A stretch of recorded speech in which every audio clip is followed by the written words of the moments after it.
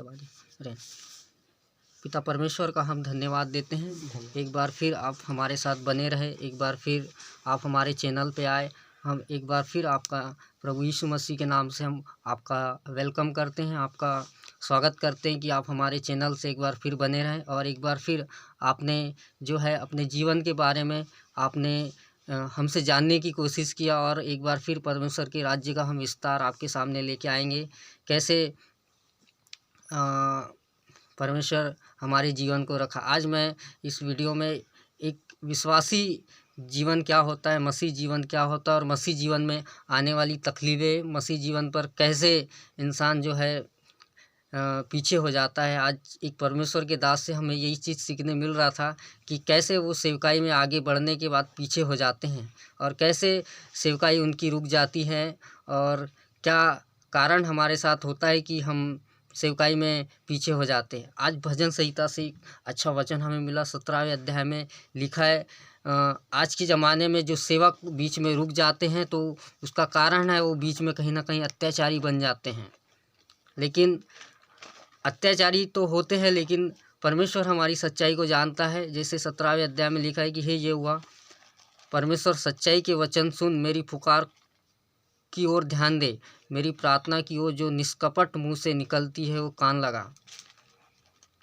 हमें संसार के लोग बुरा भला बोल देते हैं, संसार के लोग हमारी इंसल्ट कर देते हैं, लेकिन हमारा परमेश्वर जानता है कि हम सच्चाई में हैं। और कहीं ना कहीं ठोकर, कहीं ना कहीं दुख तो लगता है कि संसार के बीच में जब हमारी वैल्यू ख़राब हो जाती तो हम कैसे उनको सुनाएं, कैसे हम परमेश्वर का प्रचार सुनाएंगे। वो कैसे हमारे ओर प्रभु की ओर आएंगे। इंसान के अंदर ये फीलिंग आती है, और सबसे ज़्यादा फीलिंग मेरे अंदर थी। एक समय था खड़े होकर मैं प्रचार करता था, लोग सुनते थे। अब एक समय ऐसा आ गया कि अपने लोग ही हमारी वैल्यू को ख़राब कर देते। तो लोग क्या बोलेंगे, तू अपने घर को नहीं संभाल सकता तो तू हमको क्या संभालेगा। तो इंसान वहाँ पे जो है रुक जाता है। तो मेरे प्रियो, आप जहाँ कहीं भी हमको देख रहे हैं, यदि आपके घर में आपके बच्चे हैं तो आप उनके साथ अच्छा व्यवहार कीजिए। यदि आप अपने बेटों का पक्ष नहीं लेंगे ना, तो वो बड़ा होकर पास्टर भी बनेगा तो उसकी कोई सुनने वाला नहीं है, क्योंकि आपने उसकी वैल्यू घर से ही ख़राब कर दी है। तो इसलिए आप उसकी वैल्यू को घर से ख़राब मत करिए। वो आगे बढ़ने वाला लड़का है, हैं, वो आपका बेटा है। जब आप उसको उल्टे सीधे बोलेंगे घर में, तो वो कैसे पास्टर बन के प्रचार करेगा। आज धरती पर 99% पास्टरों की बात नहीं सुन रहे, क्योंकि एक पास्टर उसकी चुगली करता है, एक पास्टर उसकी चुगली करता है। और यहीं पर एक मसीह समाज के अंदर में लड़ाई और झगड़े आ गए हैं, और उसका कारण है सीधे सीधे कि अब परमेश्वर जो है मनुष्य से घृणा करना शुरू कर दिया है। वो मनुष्य पर जो है वो घृणा करना शुरू कर दिया, क्योंकि आप प्रभु को मानने के बाद भी आप इस टाइप की हरकतें करते हैं। आपको मालूम है आपका बेटा बहुत आगे बढ़ने वाला था, लेकिन वो आगे नहीं बढ़ सका। आमोस पापा जी एक बात को बोलते हैं ना, आपने अपने बच्चों को पकड़ के नहीं रखे, इसलिए आपके बच्चे आपके हाथ से निकल गए, क्योंकि आपका आशीर्वाद उनके ऊपर नहीं रहा। और यहीं पर ये वचन सामने बताता है दूसरे अध्ययन की, मेरे मुकदमे का निर्णय तेरा सम्मुख हो और तेरी आंखें न्याय पर लगी रहे। आज परमेश्वर हमारे पक्ष में रह के, यदि हम सही में थे, हम सही में, मैं आपको बता रहा हूँ, मैं वो लड़का था कि सही में मैं सही था, असली था, मैं सही था। इसलिए मेरा मुकदमा जो था कोई इंसान नहीं लड़ रहा था, मेरा मुकदमा मेरा परमेश्वर लड़ रहा था।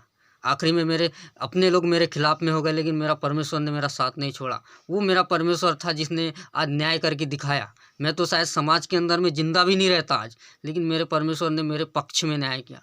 आज मेरे बुरा करने वालों का बुरा कर दिया मेरे परमेश्वर ने, और मेरा मुकदमा मेरा परमेश्वर लड़ रहा है। आज धरती पर कितने लोग हैं, मैं आपको गिन नहीं सकता। जब सेवकाई में जब मैं भलाई के काम शुरू किया तो कितने लोग हैं जो मेरे को जेल में डालने की तैयारी किए, लेकिन आज भी वो जेल में नहीं डाल सके मेरे को। मेरा मुकदमा मेरा परमेश्वर लड़ता है, क्योंकि मैं असली हूँ, मैं सही में हूँ, मैं सच्चाई में हूँ, और आगे भी मेरा परमेश्वर मेरे को बचाएगा, मेरे को पूरा विश्वास है। आगे 3 अध्याय में लिखा है कि तूने मेरे हृदय को जांचा है, तूने रात को मुझे देखा है। आपको जानते हैं मेरे प्रियो, यदि आप यहाँ जिंदे हैं, जीवित है, तो परमेश्वर ने आपके हृदय को जांचा है। यदि आपके हृदय में कुछ गलती या कुछ गलत होता तो आपको परमेश्वर छोड़ता नहीं। हम नागपुर जैसे शहर में थे, हमारी बहन की एक सास भले ही प्रभु को नहीं मानती थी, लेकिन उन्होंने एक बात को बोला था, भैया आप वो लोग हो कि यदि आप झूठ बोल दोगे तो आपका न्याय इसी जगह में हो जाएगा, और आप वो लोग हैं यदि आपका किसी ने बुरा किया है तो परमेश्वर भी उसका बुरा कर देता है, इसलिए आप कभी झूठ मत बोलना। हाँ, यदि आप सही हो तो आपके बुरा करने वाला का भी बुरा कर देगा।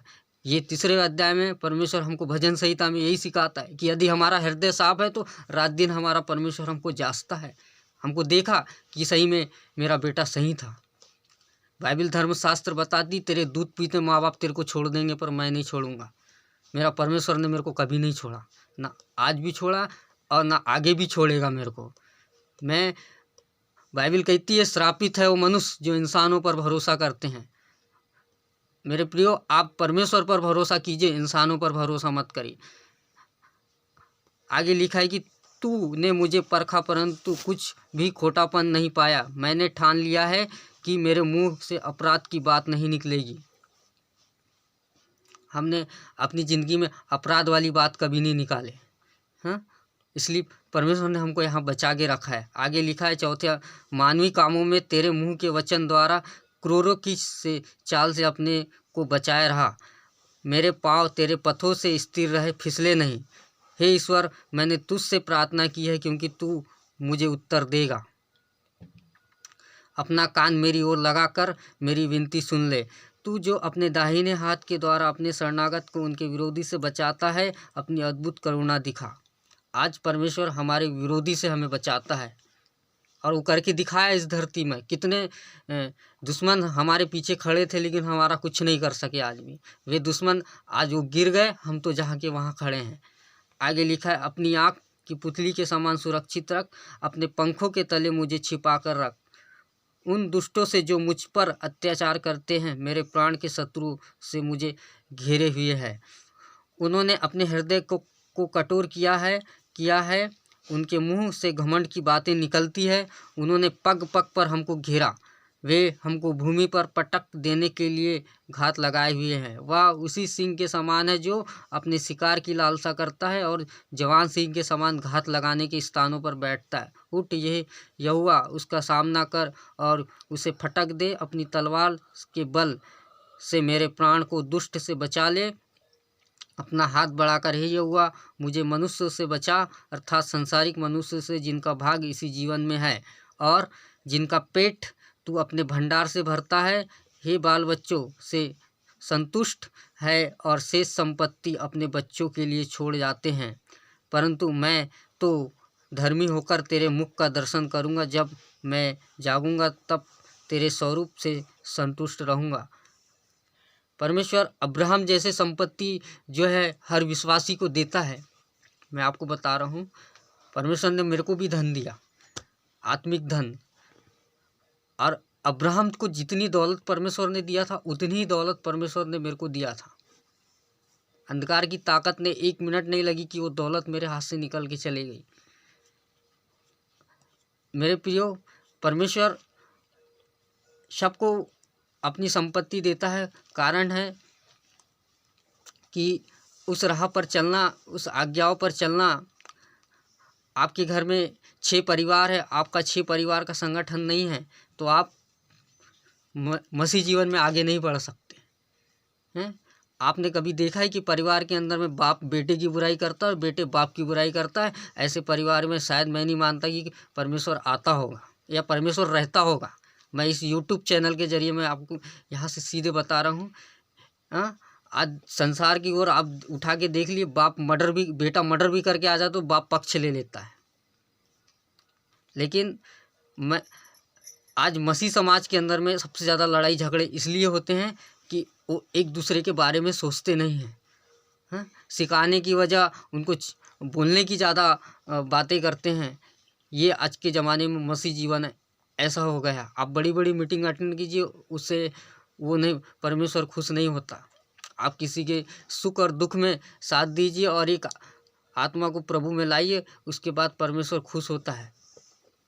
मेथोडिस्ट चर्च से भी एक बात नेता ने बोली थी, आप कितने पैसे वाले हो इससे प्रभु खुश नहीं होता, आप कितने अच्छे कपड़े पहनते हो इससे खुश नहीं होता, आप किसी के सुख और दुख में साथ देते हो तब परमेश्वर आपको आपको आशीष देता है। हमने अपनी ज़िंदगी में लोगों को भविष्य बनाने का भविष्य बनाने के लिए हमने रास्ता दिखाया कि भविष्य बनाओ, भविष्य बिगाड़ो मत नहीं। आज कुछ के भविष्य बन गए और कुछ के भविष्य बनाने के लिए हम आगे बढ़ते हैं, लेकिन कंडीशंस ऐसी आ जाती है एक भौतिक संसार में, इस संसार की ज़िंदगी में कि यहाँ के जो है अंधकार की ताकत जो है वो सीधे हमला मनुष्यों पर करती है, और वहाँ जाके जो इंसान के जो भविष्य है वो वहाँ जो है वो बोलना चाहिए तो आगे नहीं बढ़ सकता।